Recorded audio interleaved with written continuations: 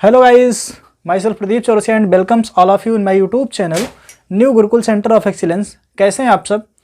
आज हम यहाँ पे एक नया टॉपिक लेके आए हैं कि जो हमको यहाँ पे पढ़ाया जाता है, जो त्रिकोणमितीय अनुपात बदलते हैं। यहाँ पे हमको बताया गया, मास्टर साहब ने बताया कि साइन 90 माइनस ए बराबर होता है कॉस ए। क्या बताया? Cos A. लेकिन आया कहाँ से?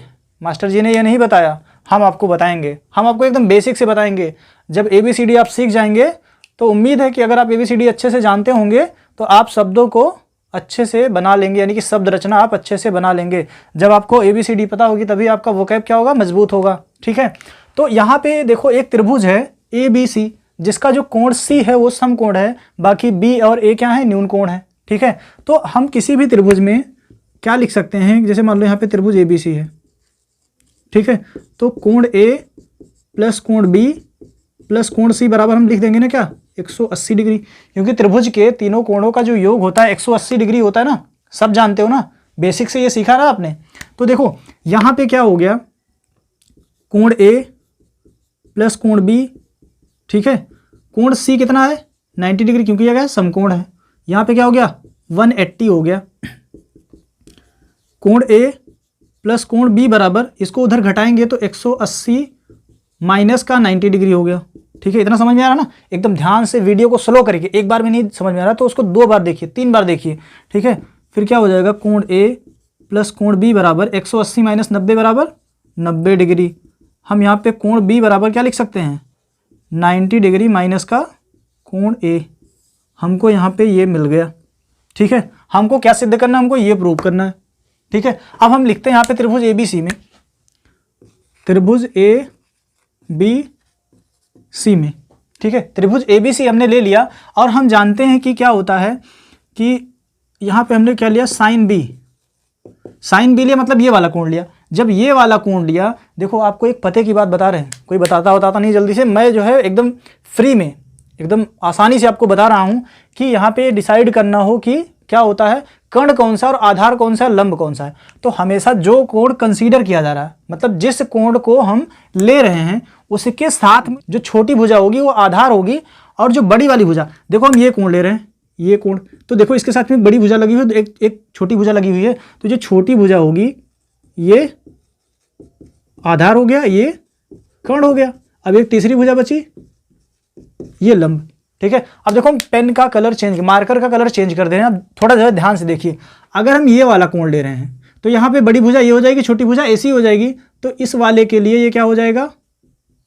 ये आधार हो जाएगा, कर्ण तो वही रहेगा, कर्ण नहीं चेंज होगा, और जो लंब होता है वो ये हो जाएगा। ठीक है, खाली लंब और आधार इंटरचेंज होते हैं, बाकी जो कर्ण होता है वो वैसे रहता है, क्योंकि कर्ण जो है चेंज नहीं होता। ठीक, तो यहाँ पे हमने क्या लिया? Sign B। अच्छा, हम साइन का जो त्रिकोणमितीय अनुपात होता है वो क्या होता है? भाई पढ़ा होगा ना सबने, वो लाल बटे कक्का पढ़ा ना। एक होता है हिंदी मीडियम वालों के लिए, यहाँ पे क्या लिखा हुआ है? साइन लिखा हुआ है, कॉस लिखा हुआ है और टेन लिखा हुआ है। तो यहाँ पे LAL बटे में KA, मतलब साइन के लिए होता है लंब बटे कर्ण, कॉस के लिए होता है आधार बटे कर्ण, और टेन के लिए क्या होता है? लंब बटे आधार। अगर कोई इंग्लिश मीडियम का है तो उसके लिए क्या होता है? PB बटे में HB। ठीक है, इसको बोलते हैं पंडित बद्री प्रसाद बटे में हर हर बम। क्या बोलते हैं? पंडित बद्री प्रसाद बटे में हर हर बम। P फॉर परपेंडिकुलर, लंब को क्या बोलते हैं? लंब को बोलते हैं परपेंडिकुलर, परपेंडिकुलर बोलते हैं। और B फॉर आधार को बोलते हैं बेस। ठीक है, और कर्ण को बोलते हैं क्या? हाइपोटेनियस,